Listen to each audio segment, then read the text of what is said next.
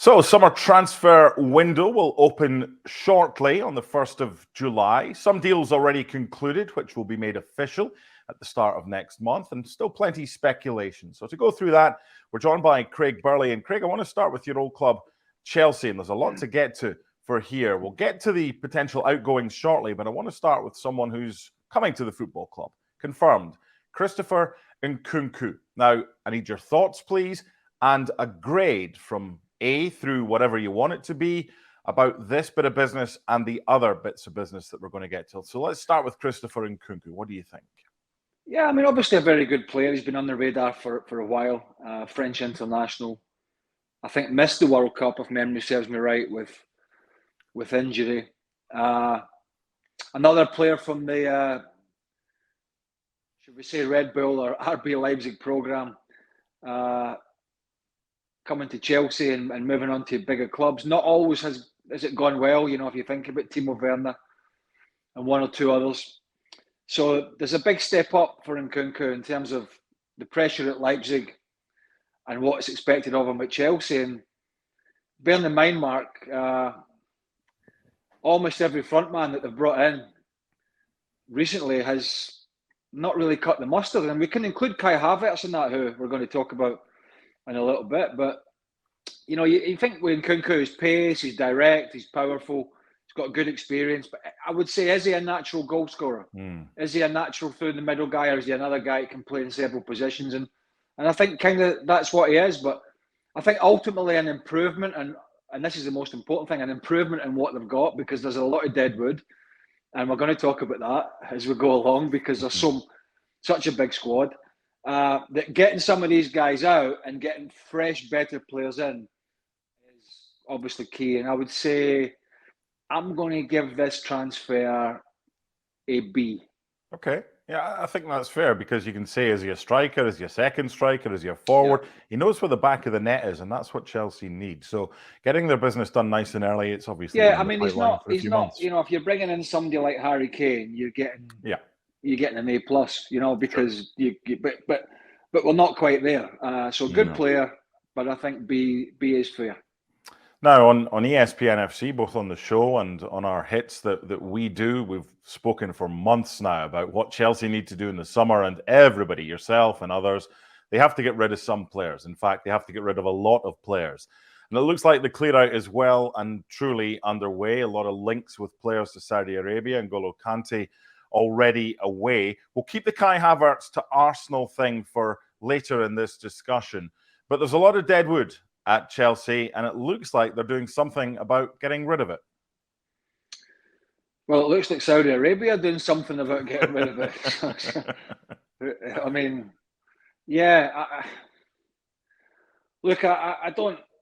I'm not sitting here on my, moral high chair telling people what to do, and players that want to take the money, that's their business. But if we look at it from a career perspective, N'Golo Kante had injuries, but he's still a very, very good player, and he still has a lot to offer at elite level, which where he potentially is going is not. And neither is Koulibaly. Koulibaly arrived at Chelsea not too long ago as one of the most sought after defenders in Europe. Off the back of his good spell at Napoli. Big, powerful, fast, aggressive, everything you want, everything you experience. And a bad 12 months later, in an awful team, and an awful squad, and an awful environment, so not all his doing, it looks like he's going to throw away the rest of his career for the money in Saudi Arabia, which, from a footballing perspective, for a guy that could probably still, if he hit form again, grace some of the top clubs in Europe. That's a shame from a footballing point of view. So, but yeah, I mean, it's up to these guys what they want to do. The money, the allure of it is very strong. But disappointing to see those two in particular potentially just go into a footballing backwater.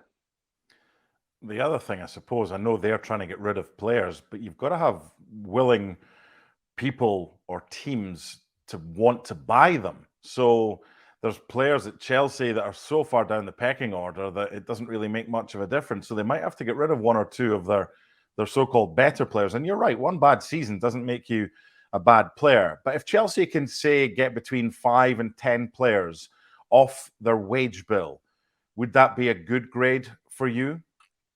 Oh, absolutely. I mean, they need to get rid of those guys that have been underperforming. Aubameyang's another one that's in there. Ziyech was going to PSG in January and it fell down last minute. Hudson-Odoi. There's a list of players, Kai Havertz, who we're going to get to. There's a list of players. João Felix has gone back from his loan spell. It just didn't work.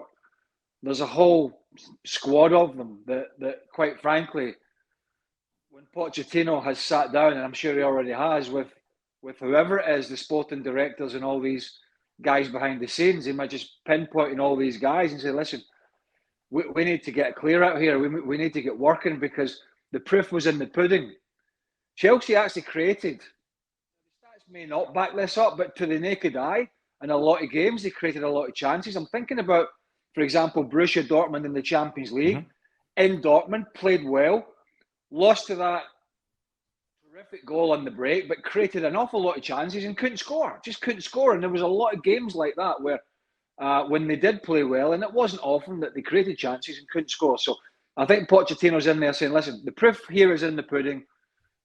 These guys have not been up to the task at this football club and we need to get them out. Let's move to Manchester City, and it's looking pretty good that Mateo Kovacic, might end up at the Etihad. Really good player. Where would he fit in to this lineup, or is he a squad player, or is he a starter? What do you think about this one? Well, it all depends on I suppose, the Gundogan news, which we're hearing as we speak. I think he's probably going. It then depends on Calvin Phillips, who is a different kind of player, but he's in the middle of the park. So I think initially we're looking at beefing up the squad, but I think Mateo Kovacic might actually play more than people think. I mean, Calvin Phillips had that thought process. It hasn't worked for him, but he is a player who I think really needs to move on. And I think this is great business because I think Kovacic is a very good player. You know, you look at the experience he's got, you look at where he's played. He will get you the odd goal. He's very tidy on the ball. He's not frightened to take it in tight spaces, particularly off the back line, and we know City do that. He is a good passer. He's got a good range of passing. He's aggressive. To my knowledge, doesn't have too many major injury issues, and the fee. Mark, that's a B transfer for all those things because you're beefing up your squad. Guardiola knows what he's looking for, and I think this is a great move for Kovacic to play himself. And I actually think he'll probably play more than people would imagine. And the interesting thing is, from a Chelsea perspective that we were talking about, when you've got so many players and you need to get rid, you can't dictate who's going where. So there might come a time like this where, in essence, you are strengthening a rival and weakening yourself by letting him go. But when you think about John Stones, who can play as a defensive midfielder and has excelled of late, you've had others as well that Pep uses. You're never going to get one Manchester City player playing all 38 games in the Premier League and every cup tie as well. So he really does build a squad, and it's a case of horses for courses. And Kovacic might be perfect for that game, someone else for another game. I think this is a really good signing. So I think a B is a good mark for this, maybe even a B+. The guy you mentioned that it might depend upon is... Well, you have to remember I left school in Cumnock when I was 15. So I'm not too familiar with marks. You know what I mean? Zero, truant, off school, never here. Big X. No point him even being here. That was the letter to the parents. So I'm trying my best. Well, Professor Burley, I bestow you that title. You mentioned Ilkay Gundogan, and look, he's just had a brilliant season. He ended the season so well with these goals. If it wasn't Barcelona, he probably stays put. He's out of contract on the 1st of July. Pep wants to keep him.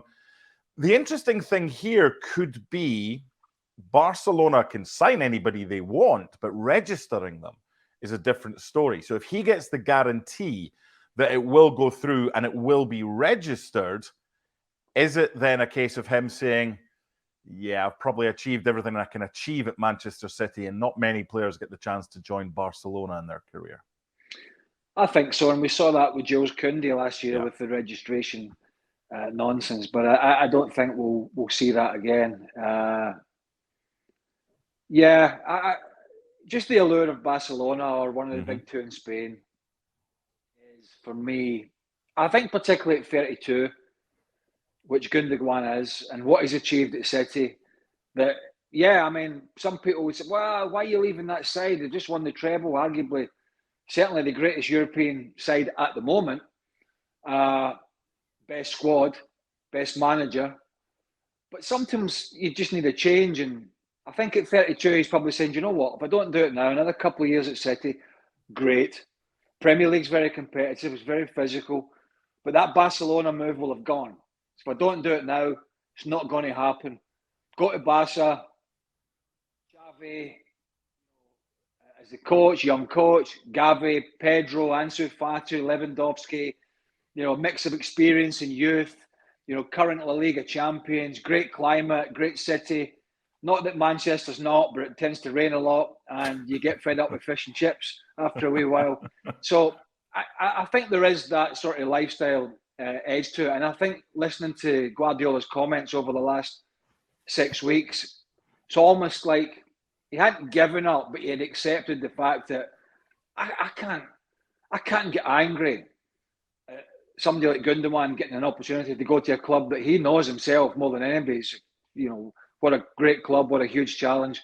So yeah, would not blame the player at all, and I fully expect this move to go through to Spain, and City will need to replace him. We talked about Kovacic, there may be others. Is this another B, or does this stray into the A territory if Gundogan goes to Barcelona? No, I think it strays into the A just purely because they've lost Busquets, different player, I know, but need experience in there. If Gundogan can take that football knowledge, that nous, those performances, that sort of 8 or 9 out of 10 most weeks, didn't have a great final, I know, don't really matter. The goals, the help to the youngsters, the professionalism, everything that this is definitely an A because it's a free transfer and it's a world-class player.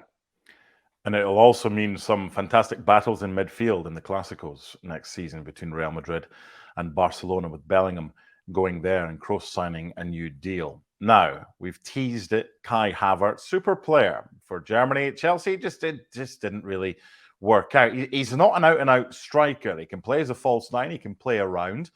Linked with Arsenal. It's looking like this one's going to go ahead. So I'll give you Gabriel Jesus. I'll give you Gabriel Martinelli. I'll give you Leandro Trossard. I'll give you Martin Odegaard. And I'll give you Bukayo Saka. Then I'll throw in Kai Havertz. How do you pick 3 or 4 from that bunch? Well, for me, it's quite simple. If you're picking a front 3, you're picking Martinelli, Gabriel Jesus, who is more of a natural striker, although he does float around. But a better player than Havertz, in my opinion. Certainly more consistent, more proven in the Premier League. And Bukayo Saka.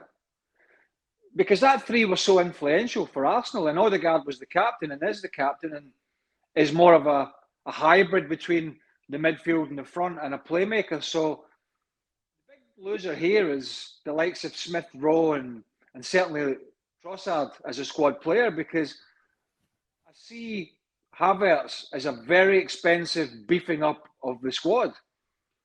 Do I think it's a great move? I think like most, I have my doubts. If Arsenal were signing this player from Leverkusen, whenever it was, 2 years, 2.5 years ago, whatever it was, I think everybody was on the same page. Wow, what a great youngster. Look at him in Germany, powerful, great in the air, plays through in the middle, plays behind, plays wide, as you mentioned. But we've really seen that, Mark, so little, and it's been so inconsistent. There's been huge moments like the Champions League final and 1 or 2 others, but there's been way more disappointments. And I've heard all the arguments. Well, he takes the ball in, he takes it for a run. Yeah, he does that. But if Arsenal get the Kai Havertz that's been at Chelsea, it's a 50-50 call, and it's a 50-50 call for a lot of money. But the one thing I would say is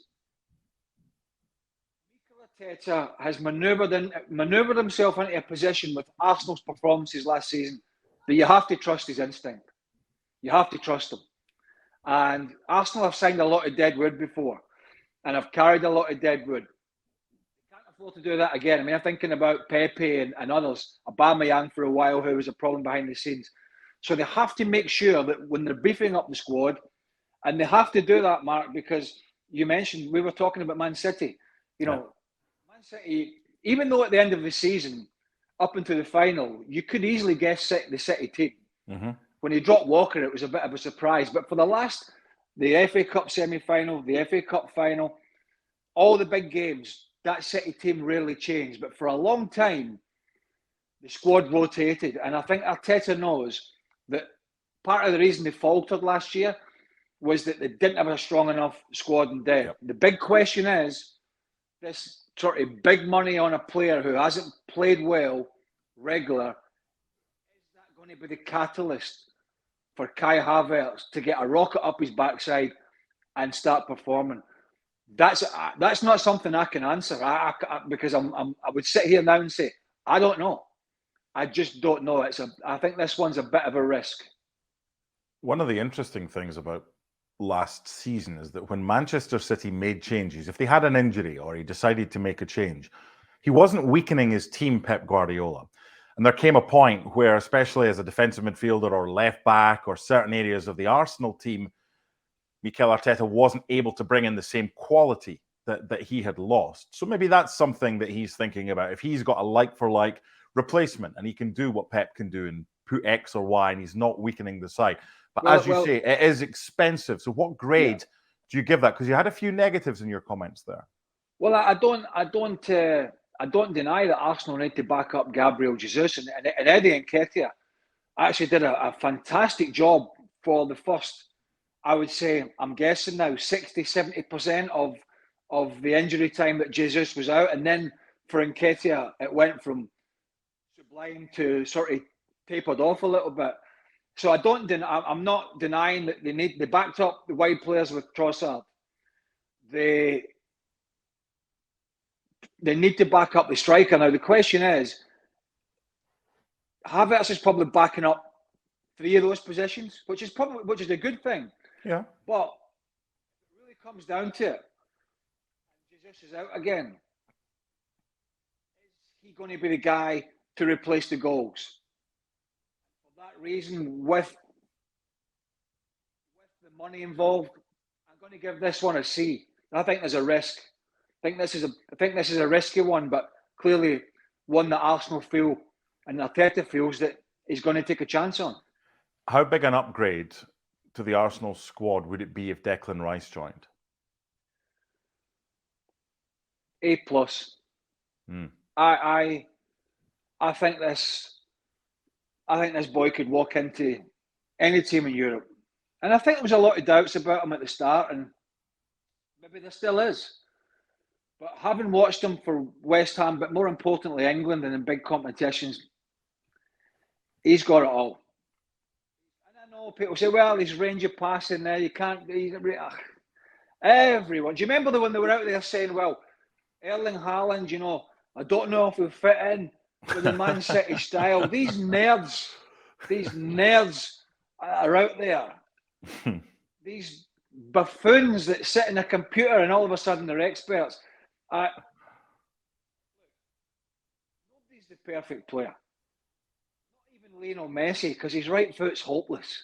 Right? Nobody's the perfect player. But Declan Rice, aggressive, pacey, reads the game brilliant. Good passer, very tidy, great team player, great age. I thought Partey did great last year, and then it tailed off with the injury. They've obviously brought in Jorginho. But I think, again, Arteta feels they need to go to the next level. And A or A+, but this, I don't know why Man United are not going from, maybe they are. I don't know about City, maybe they are. But all the talk is still Arsenal. And this guy is he's not flashy, but he does a hell of a job. hell of a job. Okay, let's end with Manchester United. You've just touched upon them, but I want to group two together. One is someone who's not arriving or not leaving. It's probably going to extend his stay, and that's Marcus Rashford. Talks about a new deal ongoing. And the other one is Mason Mount. Again, another player leaving Chelsea. So if Man United can get the business done for both of these two players, bringing in Mason Mount and extending the contract of Marcus Rashford, what would that add as far as Mount is concerned, and how important a piece of business could that be? I think it's more important to keep Rashford because they're already struggling in the goals department. They have two wide players that have basically failed in Sancho and Anthony, who's a flash in the pan. And it seems like a bit of a waste of money at the moment. They need a striker, out-and-out striker. It's unlikely to be Kane, but surely they have to try and push the boat out. So then you sort of backtrack to the goals of Rashford of last year, which were sublime. Yeah, they were sort of the rock that the season was built on, and if they lose that, they're double stuffed. The other side of the coin for him is, and you see it with a lot of players, you do worry that, the big money is put forward to Marcus Rashford. Can he keep this going? We've seen it a lot. I'm not saying players down tools, but we do see it. The new contract comes, the performances dip. Let's hope that's not the case, because United need. You don't Rashford. think that's the case with someone like Rashford? The way he is, the type of person that he is, there's 100 players that I would have ahead of him to say he'd be one to do that. I agree, but what I would say is look at his form before last season. It was pretty poor. Now, you might say, well, that was Ten Hag, came in, put his arm around him, got the best out of him. I'm not in any way crying Rashford's attitude. I think he's a terrific player. Mm-hmm. But there is always a concern, and a manager's and a club's mindset was, well, look at the last 2 or 3 years. Look at last season. Brilliant. Now the wages have jumped up to big bucks again. Can he keep that going? And it's part and parcel of the game, I suppose, but it is a big question. And look, I hope he keeps it going for his sake and for United's, but it's important they do sign him, and it's important he continues that form, and it's important that United go out and find a proper number 9. Did that happen to you, by the way, when you were approaching contract renewal time, or maybe there was speculation about moving elsewhere? Did you ever kind of think, that's it, I've got what I need now, or is that not the type of player that you are? I certainly don't remember you doing that, but did it ever cross your mind? Well, I was halfway through a contract at Celtic when I left to go back to England, so I was 2.5 years into a 5-year. So it never really came into the process. I was going into my last year of my contract at Chelsea before I left for Celtic. But no, it never really, it was different back then to an extent. Was the money was good, but it wasn't crazy like it is now. So I don't know. I don't think Marcus Rashford has performed well because he was back in the limelight and his contract was up. I think he just had a hell of a season. But we did see with players like Aubameyang, if you remember, winning the FA Cup with Arsenal and being the captain and being rewarded with a big money new deal, he became a problem for Arteta on and off the field until Arteta had to ditch him. So there are scenarios out there, but I don't for 1 minute think Marcus Rashford is in that boat. Okay, let's wrap this up with a grade. We'll give Man United a grade for assuming they both get Marcus Rashford to sign a new deal and add Mason Mount to their squad. You've handed out an A+ for Declan Rice, an A for Gundogan. Is this a B or an A if they get that done? Well, I think it's a B, really. I mean, I think Mason Mount's a good player, but it's a lot of money. Chelsea are holding out. Looking at what might he bring to United, versatility, energy, some goals.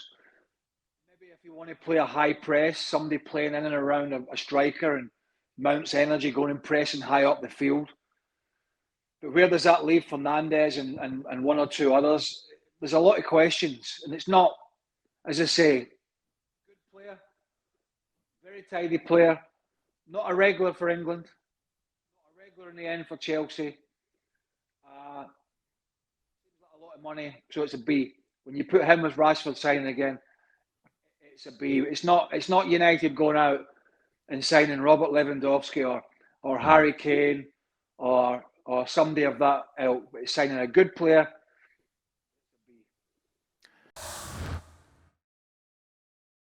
Thanks so much for watching ESPN on YouTube. And for more sports highlights and analysis, be sure to download the ESPN app. And for premium content and live streaming, subscribe to ESPN Plus.